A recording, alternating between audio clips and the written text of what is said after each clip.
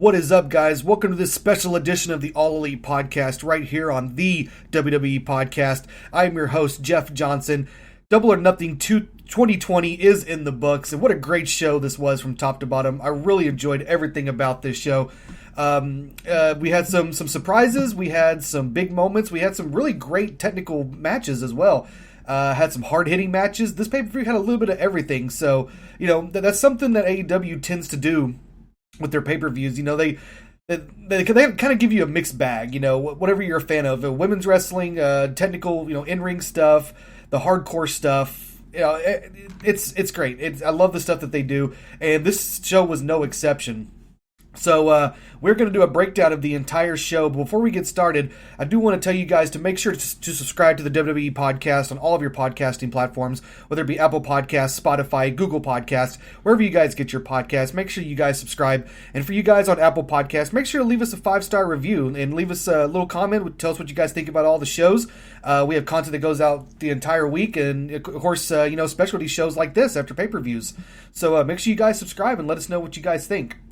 Without further ado, guys, let's get into Double or Nothing 2020 live from Daly's Place in Jacksonville, Florida. The buy-in match was the Best Friends taking on Private Party in a number one contenders match. This was a really good match. It was good to see Private Party back in action again. They've been out for a while. We have seen them quite a bit on Being the Elite, but we haven't seen them in a ring in a while. So it's good to see them back. Didn't look like they had missed a beat. They were flying everywhere. They're still one of the most exciting tag teams in all of AEW. And they're so young too, and the fact that they're just going to get better, which you'll probably hear me say quite a bit throughout this entire breakdown. The young talent I thought really stepped up tonight, and Private Party looked awesome. The Best Friends have been on a roll. They've had some big time wins, and they moved up the ranks, and they were the number one rank coming into this match, and they were able to get the victory here after the double stomp pile driver by Best Friends. So the Best Friends are your number one contenders for the AEW World Tag Team titles.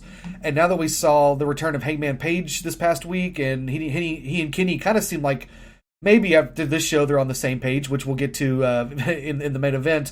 Looks like that's going to be the big tag team match coming up pretty soon. And, the Best Friends, they've been on a roll, like I said. So it would not surprise me if we see them as the AEW World Tag Team Champions sooner than later. But, I have a theory about some certain things about that match, which we'll get into at a later time, getting closer to that match. But, the Best Friends are one of my favorite tag teams in the world, not just in AEW. And I love the team of Hangman and Kenny Omega. So that's going to be a really fun match. I'm really looking forward to it. All right, so on to the main show, guys. The main show opens up, with the casino ladder match. I thought this was a good idea to start this, start the show out with a bang, especially with no crowd there. You want to get, as much action in as possible right off to grab everybody's attention, to get everybody, get the blood flowing, and I thought this was a good way to do it. They started the match with both members of SCU, Frankie Kazarian and Scorpio Sky, that were represented in this match starting off, and, it was really cool to see these guys, that they were actually, they were wrestling, they were going back and forth, and it wasn't one of those, where one guy could say, "Oh, just climb the ladder, go get your opportunity." These guys fought it out. Kip Sabian came in at number 3, and he was actually joined by Havoc.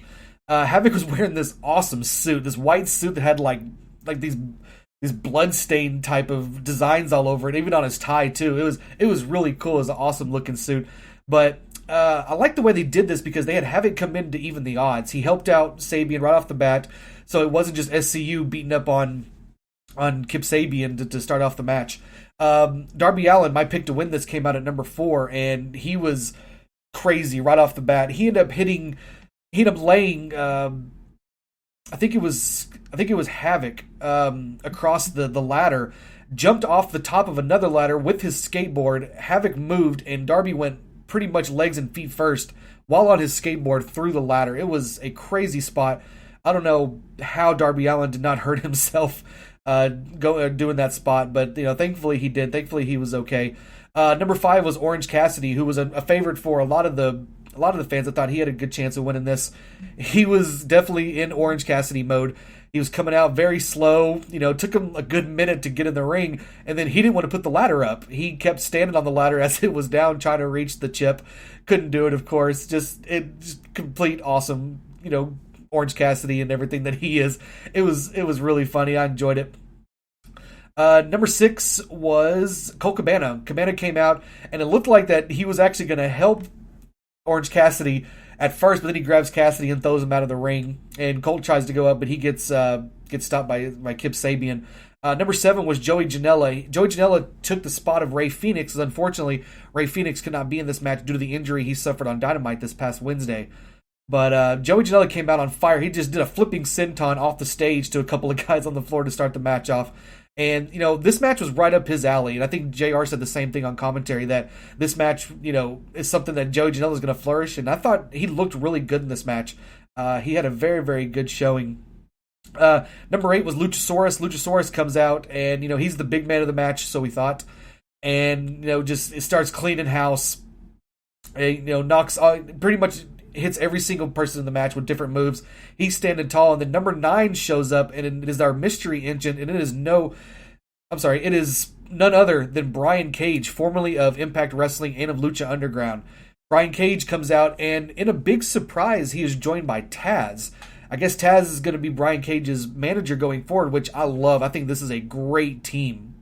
Taz is a great talker. He's been doing some commentary for AEW Dark, which I assume he'll probably keep doing, but he wants to have more of an on-camera role, and I think he deserves it as well. And I think he and Brian Cage is going to be an awesome combination. Brian Cage came in and immediately went after Darby Allin, and which storyline wise makes a lot of sense, because the last couple of weeks Taz has been trying to help Darby Allin. Darby Allin's pretty much just been shunning him away. So now Taz can be like, hey, I tried to give you the opportunity to join me. You could have won this match, but Darby kept pushing him away. So I think that's something that Taz can use going forward. And I think we will end up seeing a feud between Brian Cage and Darby Allin before it's all said and done. Well, everybody in the match ended up finally realizing how dominant Cage is, so they end up taking him to the outside and beating him down. Then they threw a bunch of guardrails and like the top of a table on top of him. And then a couple of guys went and grabbed one of the big heavy poker chips and threw it on top of him and to kind of pin him down. So that was a pretty funny, pretty cool spot of everybody working together to keep the bigger, stronger Brian Cage down. After this, the action really picked up. Guys were flying everywhere. Marco Stunt made an appearance. It took out Orange Cassidy. That brought out the Best Friends. They came out and started, trying to even the sides. But eventually Brian Cage got out of the wreckage, got in the ring, and cleared house again. And he ends up putting Darby Allin on a ladder that was laying crossways on top of the turnbuckle. He gorilla presses the entire ladder with Darby Allin on it and throws him over the top rope into another ladder. It was a pretty scary spot. But it looked really good. You could tell Darby Allin took the spot pretty well. But this gave Cage the opportunity to climb the ladder and grab the chips. So Brian Cage is now guaranteed an AEW World Title shot in the future. So congratulations to him. And after this pay-per-view, Tony Khan actually made the announcement that this match will take place at Fyter Fest. So they are bringing Fyter Fest back this year. It was a kind of a free pay-per-view last year on the BR app. And that's going to be our main event. The winner of Moxley and Brody Lee will be facing Brian Cage on that show.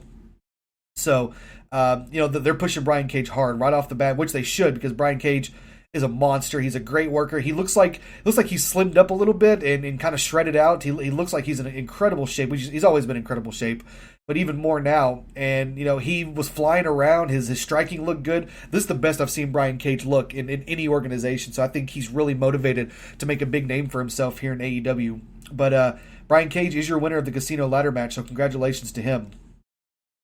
After this, we got the one-on-one match pitting MJF taking on Jungle Boy. And this was my sleeper match of the night. I expected this match to be very, very good, and it was. This match was top-notch by both guys. Both guys are very, very young. They've had some matches in the past, and in my opinion, this is the best match they've had. They were able to go about 17 minutes, and it was back and forth the entire time. Both guys had shining spots. There was some awesome chain wrestling. There was a couple of spots I'd never seen before. Like one time they were kind of intertwined with each other, and they both ended up upside down looking at each other, and they just kept slapping each other. It was a pretty funny spot. But this was a great match. And, I picked MJF to win this match, and MJF did win the match, but I was surprised that he won it clean.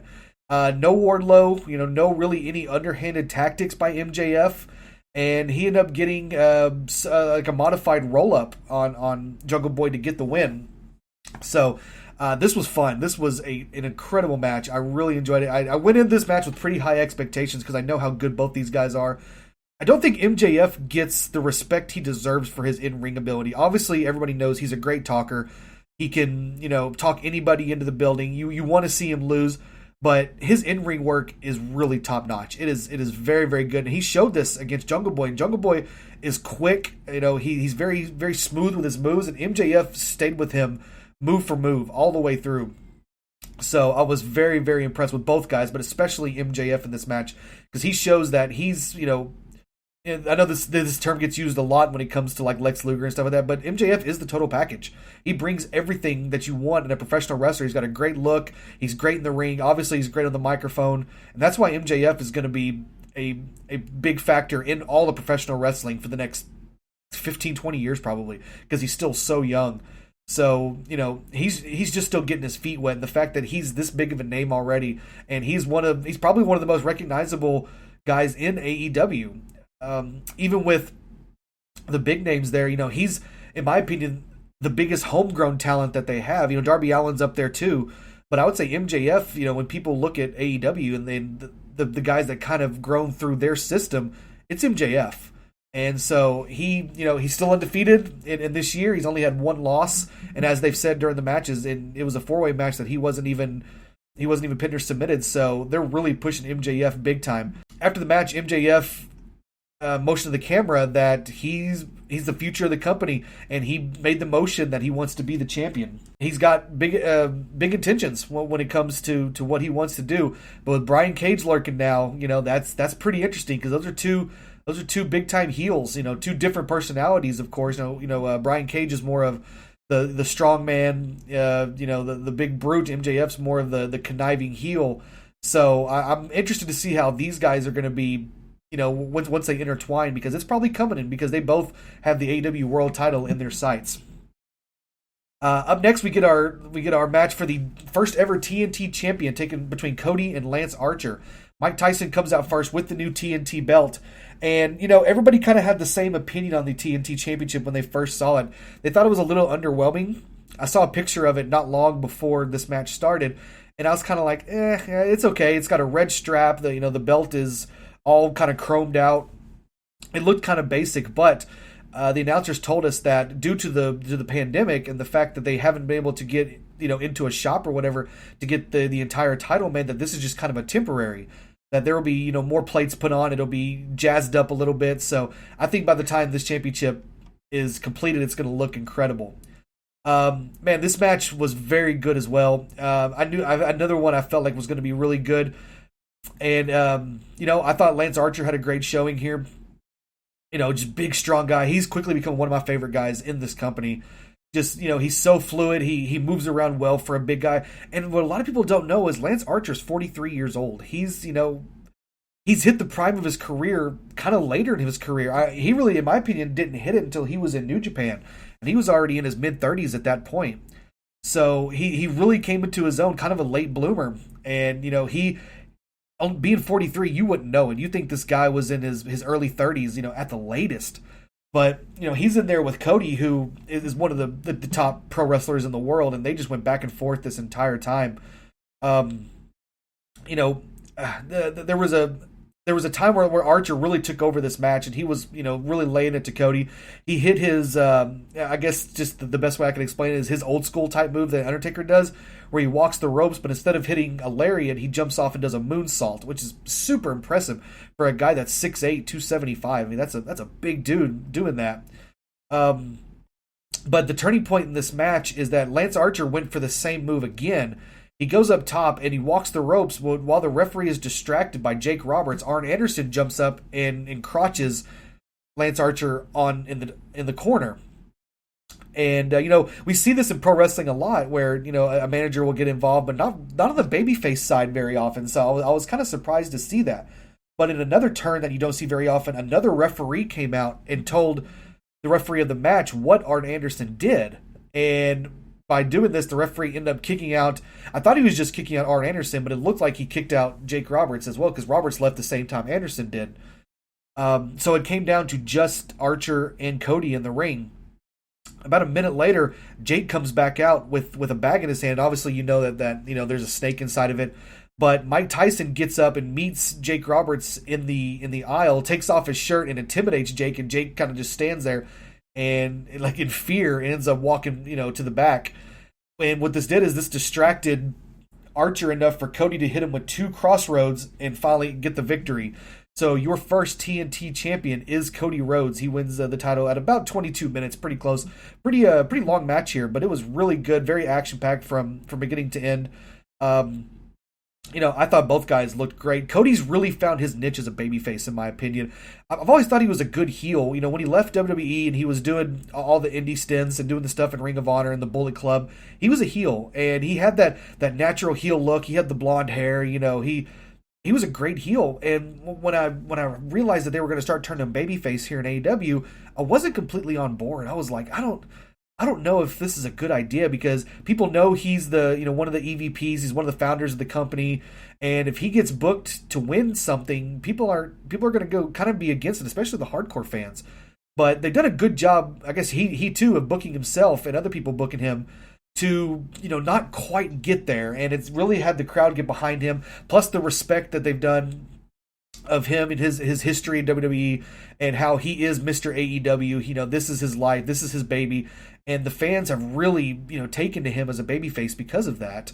And even without the fans being in the crowd, they still you could still tell that he's really came a long way as a babyface. So I'm okay with Cody winning the title. I did pick Lance Archer to win this match.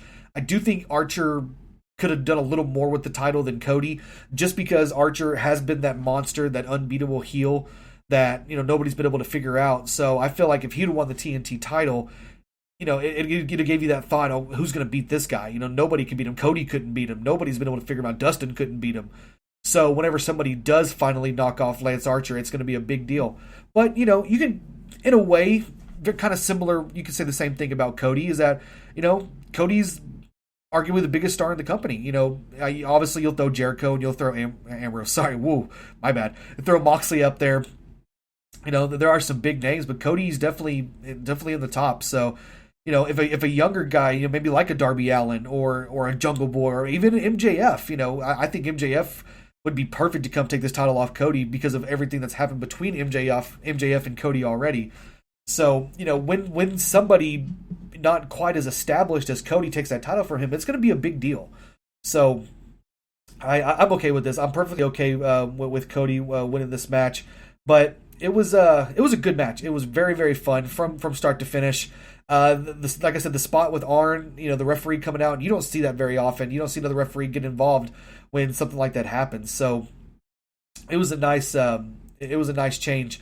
But a great match between both guys. Awesome showing. I don't think this hurts Lance Archer at all. It took 2 crossroads to beat him. Technically 3, because Cody did hit one earlier in the match also. So, it took everything Cody had to keep Archer down. So this doesn't hurt Archer at all. He's going to move forward. And I still think big things from Lance Archer. He's not going anywhere. I think he'll be in the title picture sooner than later, and maybe even continue this feud with Cody. I wouldn't be surprised if he did end up with this TNT title before it's all said and done. But awesome match between both guys. I really enjoyed it. After this, we got an update from Dr. Sampson backstage talking about Dr. Britt Baker. As you guys know, Britt injured her leg on Dynamite this past week when Sheeta and Chris Statlander picked up Nyla Rose and tossed her on top of Britt in the corner, and they kind of misjudged where they threw Nyla, and Nyla landed hard on Britt's leg. The doctor said that she had a slight fracture to one of the bones in her leg, and a little bit of ligament damage. And he said that that either he or Britt, I can't remember, will give an update on Dynamite on how long she'll be out. But actually, Tony Khan came out after the show and said that Britt will be out about 8 weeks, which is great news. Because when you think of a leg injury like that, you fear the worst, torn ACL, just a broken bone in the leg, something where she's going to be out for 7, 8, even 10, 9, 10 months, something like that. So 8 weeks is a great sign. It's very, very positive. So hopefully this doesn't keep Britt down.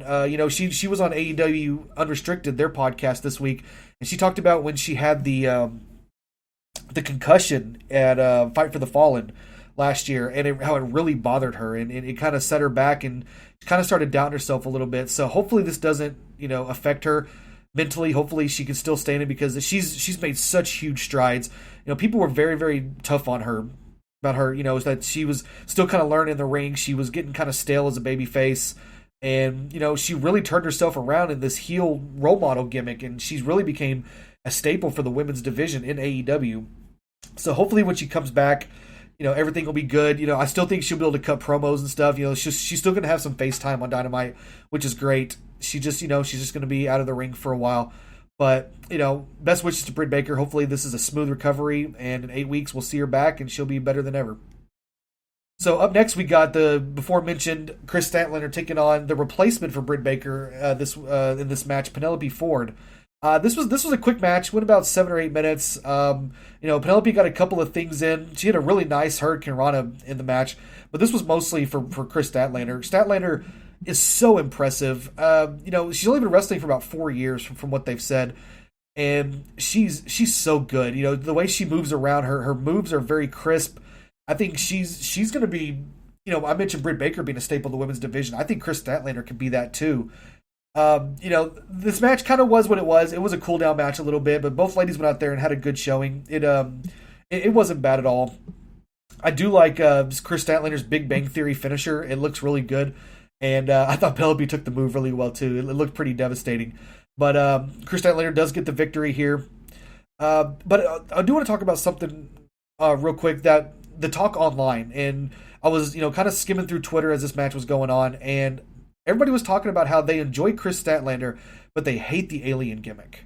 And they think it's too hokey, even for pro wrestling standards. And, I've had a couple people ask me about it. And I really, at the time, really didn't know what I thought about it until I really sat down and kind of contemplated it.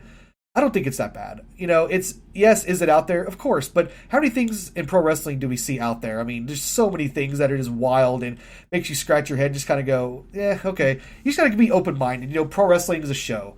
And I saw somebody, I wish I had the guy's name. I wish I had his Twitter handle. I don't have it, unfortunately. But somebody made a comment about the alien gimmick, how they didn't like it. And they said, we believed in and cheered in a man that was presumably dead for 30 years, and we still enjoy him. So, talking about The Undertaker, of course. So, you just got to be open-minded and not let a gimmick bother you. I mean, yeah, like I said, it's weird. It's out there. But she does it well, and she's good in the ring, so it is what it is. Just kind of go with it. At least she's getting television time. At least she's getting opportunities to show how good she is. And she plays her gimmick. And that's all you ask. We see so many people nowadays with no gimmick. They're just kind of themselves. And, that can get very vanilla and very old as well at times. So, I'm okay with it. It doesn't bother me at all that Chris Statlander has this alien gimmick. I think it's actually kind of cool. All right, so after this, we got Sean Spears, the chairman, coming out, and he's dressed in a suit. He is not dressed to wrestle. He comes to the ring and pretty much says the same thing he said during his news segment this past Wednesday, that Dustin Rhodes is retired. He's not there that night. He's not showing up. And so he tells Aubrey Edwards, the referee, to ring the bell and go ahead and count the 10 count, because victories matter. And he's going to take his victory any way he can get it. And she started counting, and Dustin's music hit. Well, what I didn't mention earlier is that when Sean Spears was first talking about was first cutting his promo, Dustin's music hit, and Sean was looking all, looking scared, and turned his back to the camera like he was waiting for Dustin to come out, and then slowly turned back to the camera smiling, and was talking about how, I got you guys, stuff like that. Reminded me a lot of Shawn Michaels' promo from 2005. If you guys haven't seen this, go back and watch this on YouTube. And Shawn Michaels cut a promo in Montreal. It was his first time back since the Montreal Screwjob in 97. And he was in heel mode because this was when he was leading up to his SummerSlam match with Hulk Hogan. And he did the same thing when it came to Bret Hart.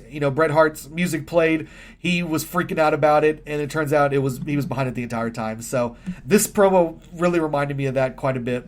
I thought it was pretty well done. Well, as Aubrey starts her count, Dustin's music hits again.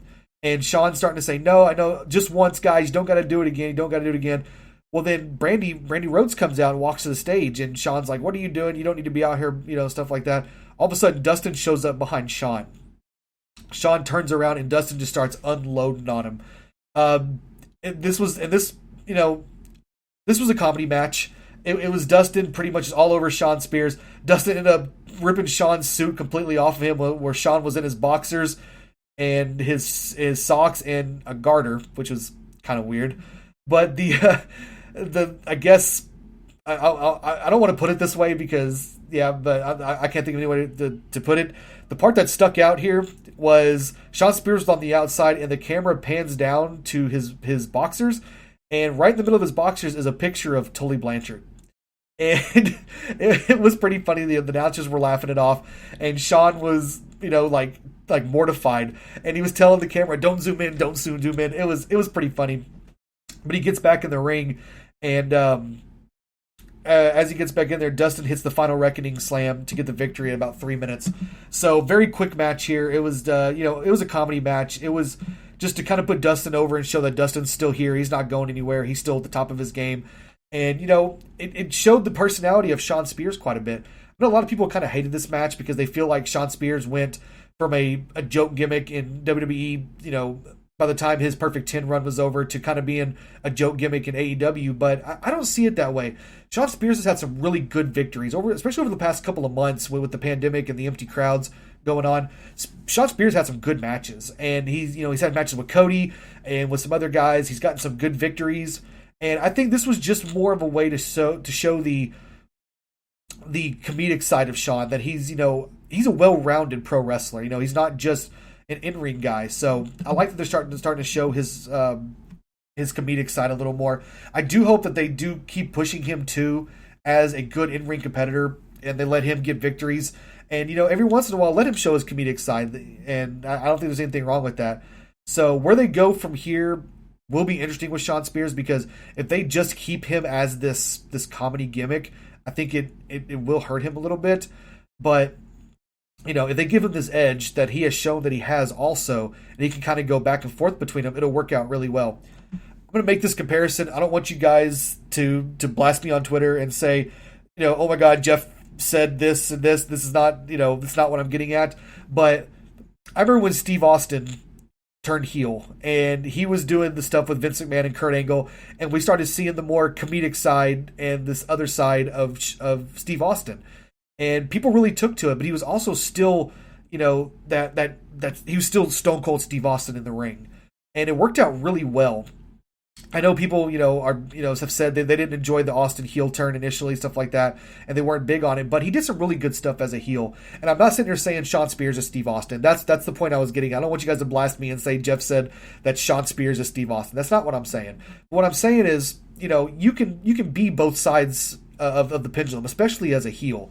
That Sean can do these comedy gimmicks, but still be the guy that blasted Cody Rhodes in the head and busted him open. He can be both guys. And if you do that, it opens up the possibilities of what this guy can do as a character. And it's really going to make people, it's going to draw people to him. So I think this is okay. This I'm all right with this, but I don't want them to pigeonhole Sean Spears as a comedy character. If they do that, it is going to hurt him. So the next couple of Dynamites, in my opinion, are going to be very important for Sean Spears. So hopefully this will bring Tully Blanchard back to kind of get Sean Spears back on track, to remind him who he is. And, we get this new, more aggressive Sean Spears. Or not, I should say new, but I guess the old Sean Spears, the one we saw against Cody. That they need to mix that in, like I said. So this was fun. It was fun for what it was. And Dustin looked great, as usual, being over 50 years old. And I don't want to say the prime of his career, but man, he looks awesome, and he's doing some good stuff in the ring. So good fun, good quick fun match between both these guys. After this, we got a video package highlighting the AEW Women's Title match between Nyla Rose and Hikaru Shida coming up, and there is some history between these two. That Hikaru Shida, her only loss in 2020 was to Nyla Rose, and they made note of that as Nyla and Hikaru were making their entrances for this match. I really dug what Hikaru Shida wore to the ring for this match. I'm a big gamer, as you guys know. Some of you guys have came in and talked to me on my gaming stream and stuff like that on Twitch. So you guys know I'm a huge gamer. I'm also a huge Final Fantasy fan. So when when she came out, she was dressed up as Tifa from Final Fantasy VII, which the Final Fantasy VII remake is probably the biggest game in the world right now that everybody's playing. So when she came out, it definitely stood out that, that's what she was trying to pull off, and she definitely did. She looked just like her. So it was really cool that little something she added to the match.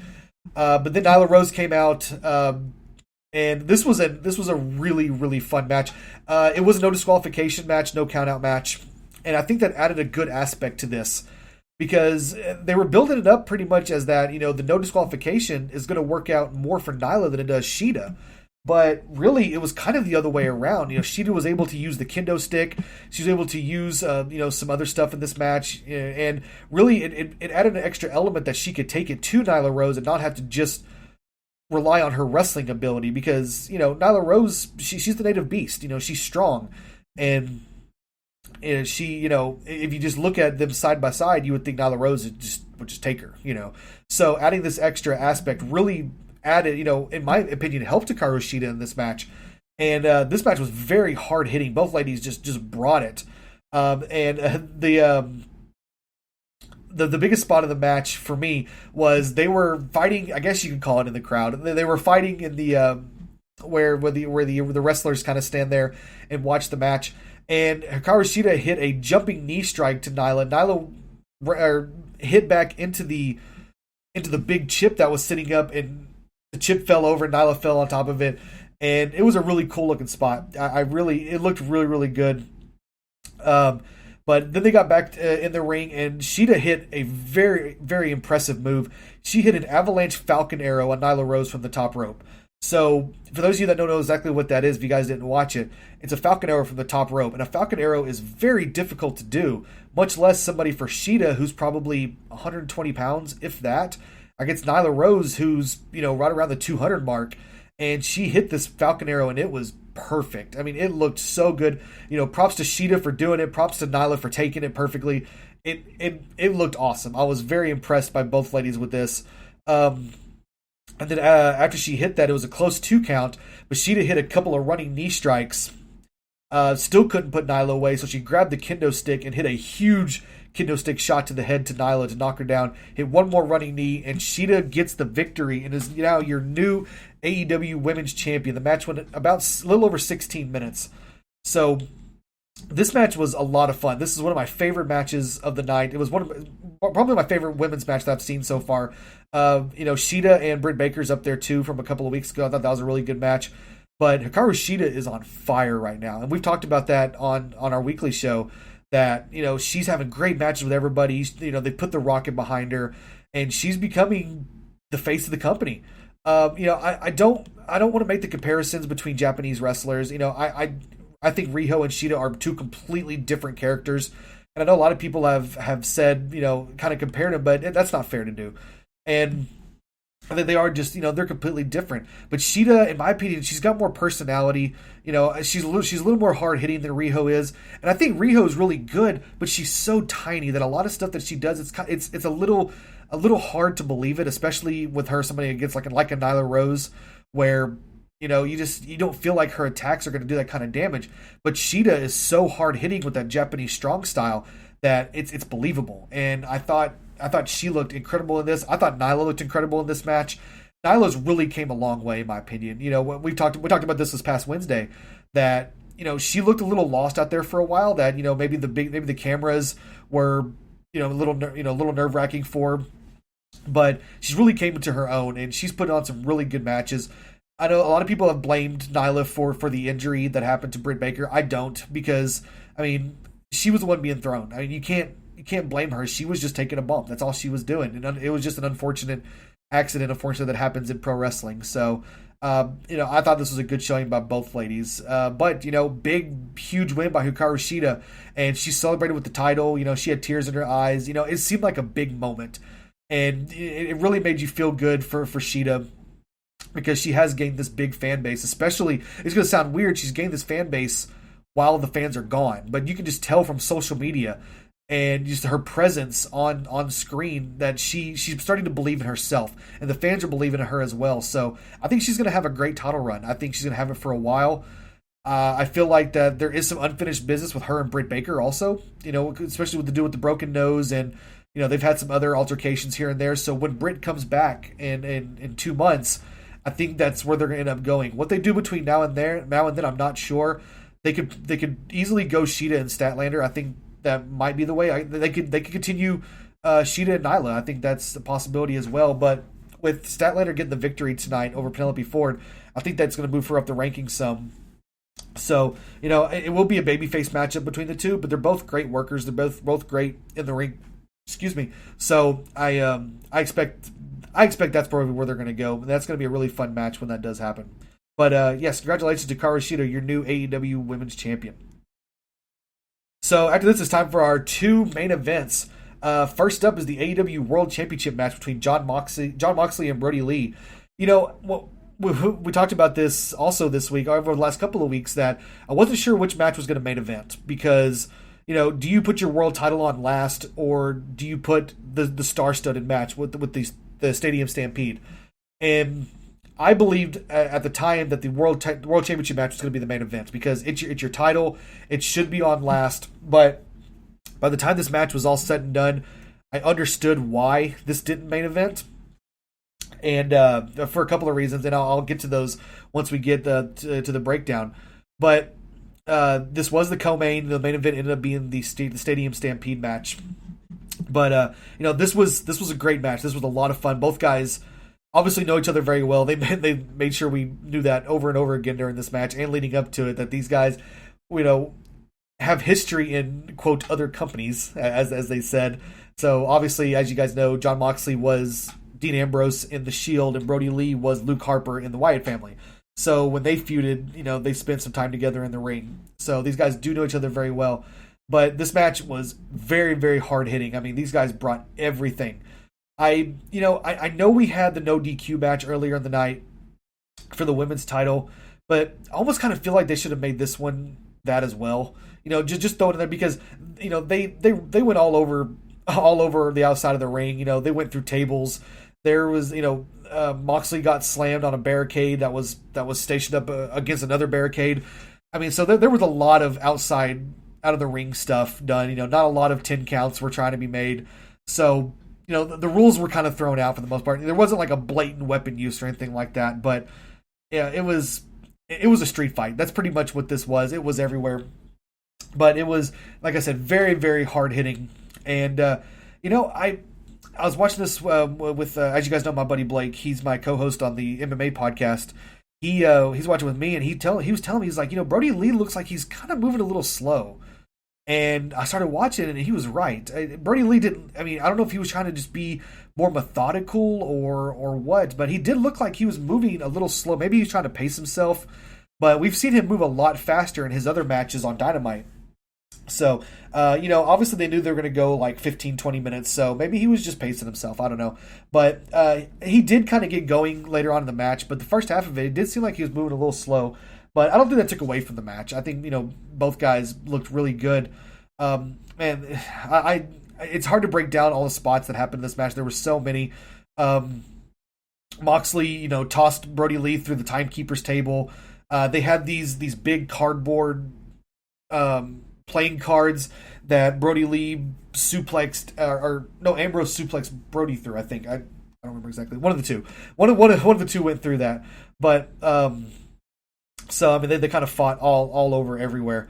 But at the end of the match, Moxley hit the double arm DDT for a 1 count that Brody Lee kicked out of, and then Moxley picked him up, hit the paradigm shift, his finisher, which is a kind of the lifting rising DDT for a 2 count, and Moxley could not get the victory in that.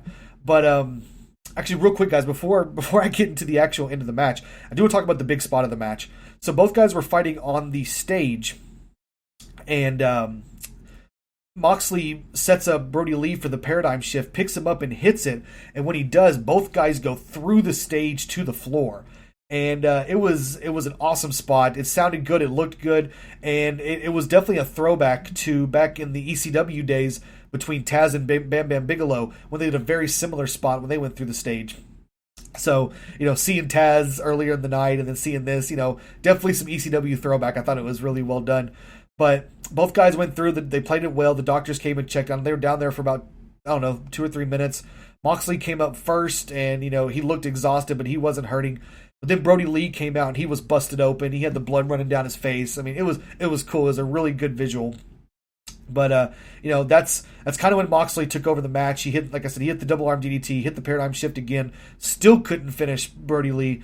So he ends up putting on a sleeper hold, like kind of a sleeper rear naked choke combination, and Brody Lee passed out. He couldn't answer the referee's call. When lifted his hand, and the referee calls for the bell. So Jon Moxley, still your AEW World Champion. This was fun. Like it felt like a big fight. It felt like both guys just leaving it all out there. And the fact that Moxley hit him with the paradigm shift to the stage, pretty much 2 other paradigm shifts, and still couldn't put Brody Lee away. So he had to choke him out pretty much to win the match. And Brody didn't give up. He passed out. And that's really gonna help Brody Lee a lot in this cult leader type gimmick that he has, because now he can look at his guys and say, yes, I did lose the match, but I didn't give up. I stayed in there. I didn't tap out. He couldn't pin me, and this is leading by example. So if you guys want to be a prominent member of the Dark Order, you guys need to learn by my example. And so I figured that's where they're going to go with this, and which is great, because this helped Brody Lee more than it hurt him. Yes, he lost the match. Yes, he's not undefeated, but I think in the long run, this is really going to help him and the Dark Order out completely. And Jon Moxley continues his winning ways. He continues his momentum. He looked awesome in this match. He's really came into his own. And as you guys know, I've been very critical of Jon Moxley for some things. I think I've said in the past, I think he's a little underwhelming in the ring. I'm not going to say I'm a better pro wrestler, obviously not. But I do think there's some things that he can improve on. I think he has.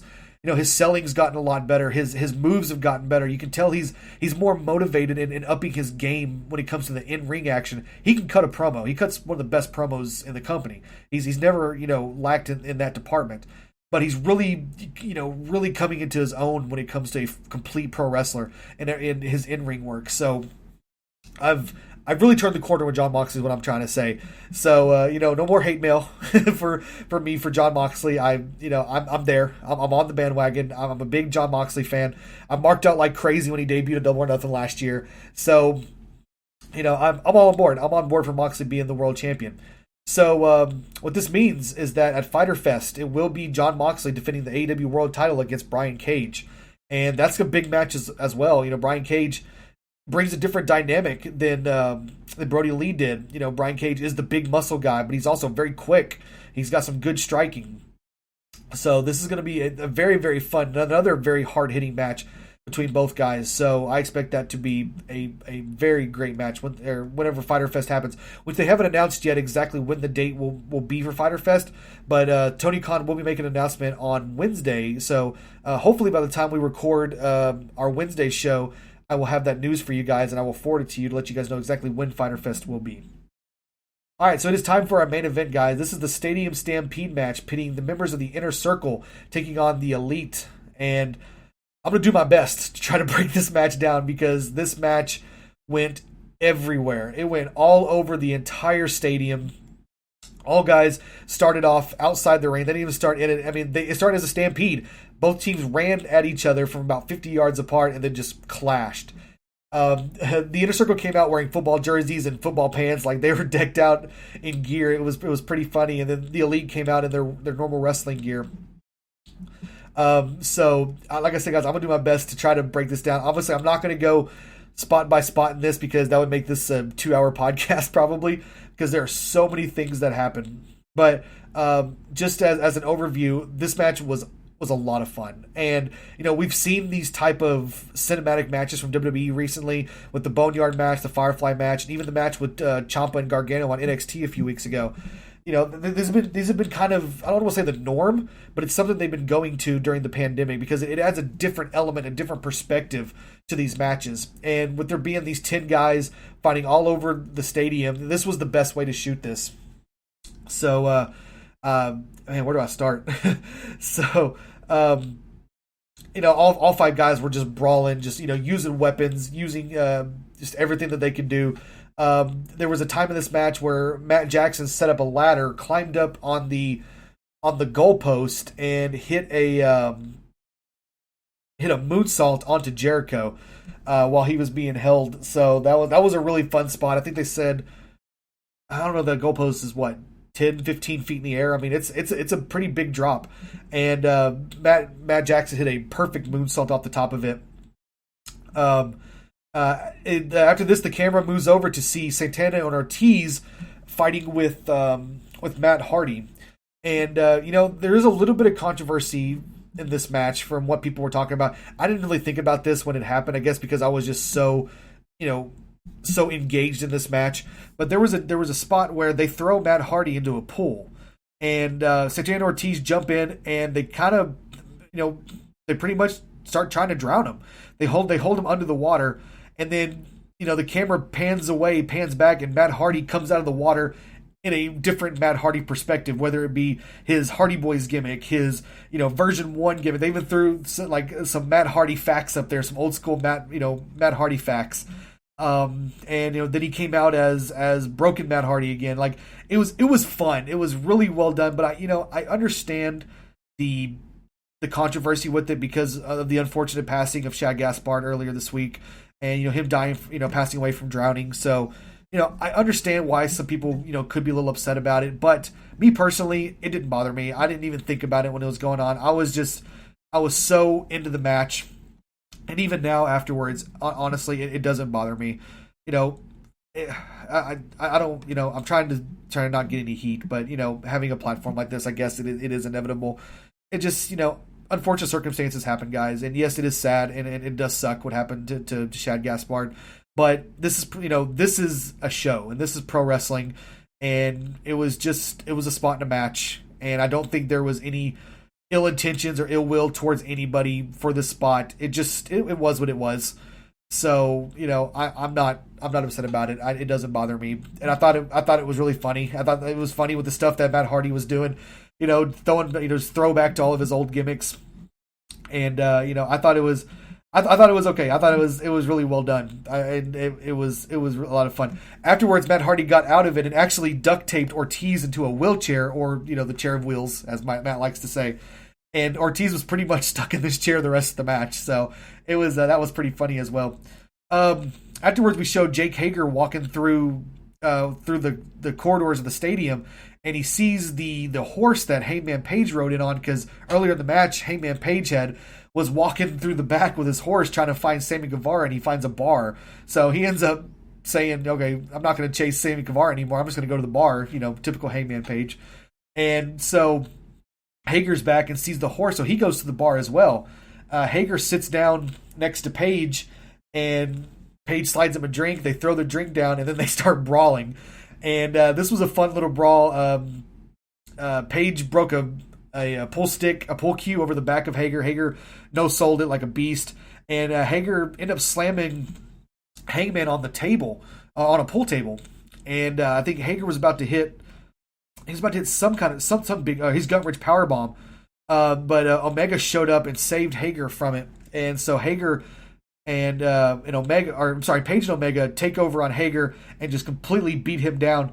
And I think they smashed like 6 bottles of the bubbly over Hager's head. It was pretty funny. Hager wouldn't go down though. I mean, they were booking Hager like a beast in this. Well, it was in one of the cool moments that is not really being talked about, but this really stood out to me, is that Page hit the buckshot lariat on Hager over the bar counter, but he actually flipped over Kenny Omega, who was set up for it, to hit it. So it really showed that Page and Omega are back on the same page again, no pun intended.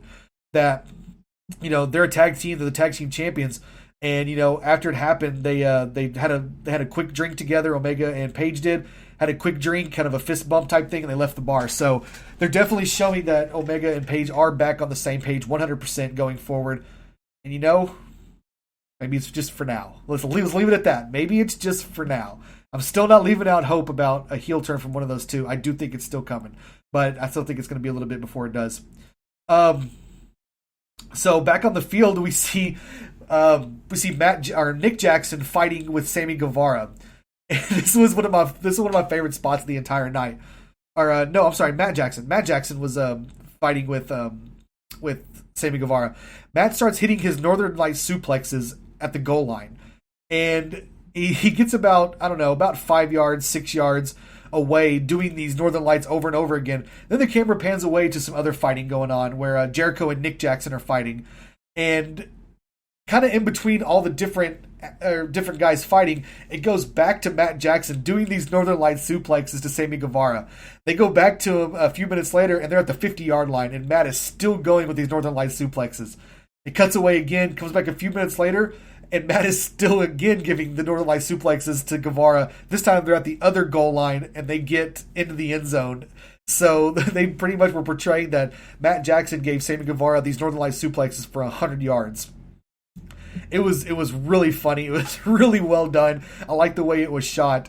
And afterwards, Matt started doing an end zone dance, and referee Rick Knox threw a flag for unsportsmanlike conduct. So Matt Jackson hit him with a super kick.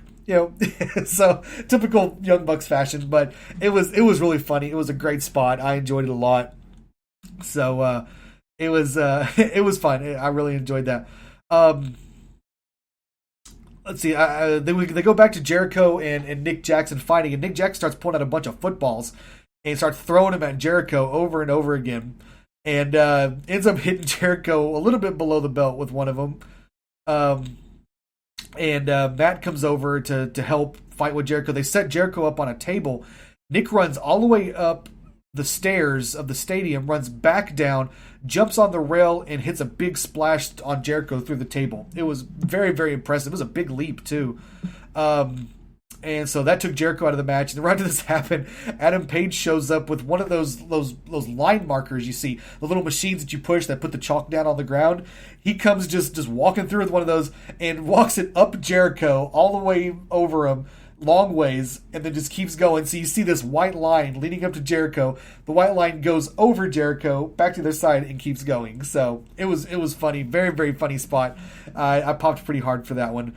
Well, that means that there's only one member of the Inner Circle left, and that is Sammy Guevara. Sammy kind of starts getting his wits together about him after all the Northern Lights suplexes because the sprinklers turn on. And it pretty much wakes Sammy up, and Sammy's sitting there thinking, I've won the match, everything's good, I've done it, and he turns and he starts hearing this engine rev up, and he turns and looks, and there's Matt Hardy and Kenny Omega in the same golf cart they ran him down on a couple of weeks ago, and you just see the look, this evil look on the face of Hardy and Omega, and this look of fear on Sammy Guevara. Guevara turns around and starts running. They're yelling at him as they're chasing him. Well, Guevara ends up getting to the other side of the stadium and jumps up into the stands so the golf cart can't get to him. Omega and Hardy jump out. They start chasing Guevara.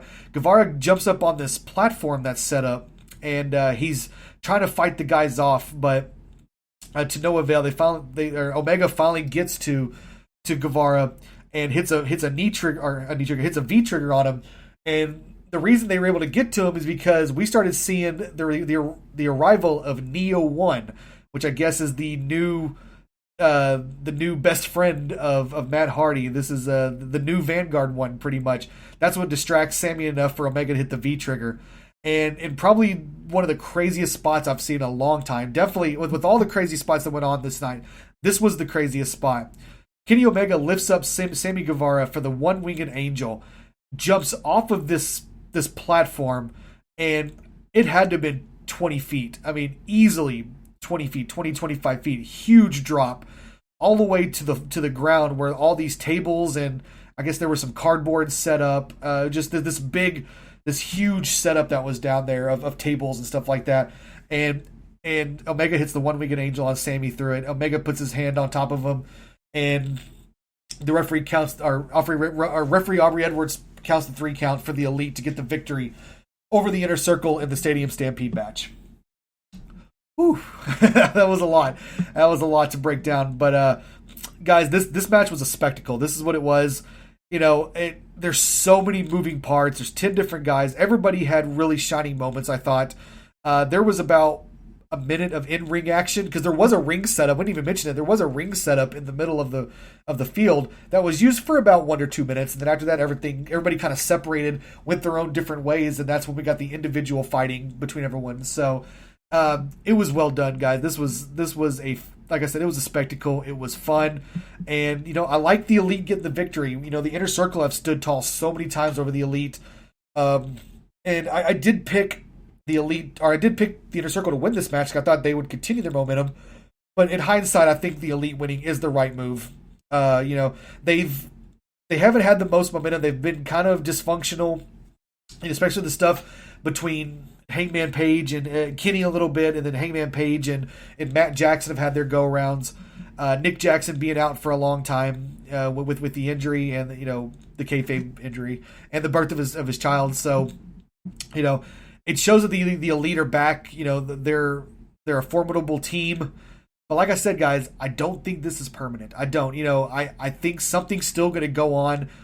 I think the obvious choice is Hangman turning heel, which I think everybody's kind of expecting.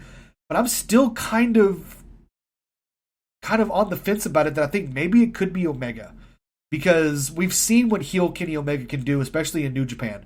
That he is a dastardly heel. And he's very, very good at the role. And I haven't seen Hangman in a heel role a whole lot, a little bit here and there, but I've seen a lot of Kenny Omega in a heel role. So I think they're kind of putting a red herring out there by saying that the problems are with the way that Hangman's acting, that it's actually going to be Kenny that turns, and I think we could see that sooner than later. Maybe even as soon as the tag team title match between Omega and Page against the Best Friends. That could be what gets the Best Friends the title. Not saying the Best Friends can't win on their own, obviously, but I think something's going to happen. I think that's where we start seeing, either the seeds planted or the full turn by one of the two. And that's how the Best Friends get the title. But that's down the line. That's coming up here in the next couple of months. Maybe even leading into All Out, which they made the official announcement for All Out during this show too. I don't have the date in front of me, but it is coming up here. I guess it's usually about every 3 months. So I'd guess in August. I think it was in August last year too. So yeah, I'd say in August, All Out.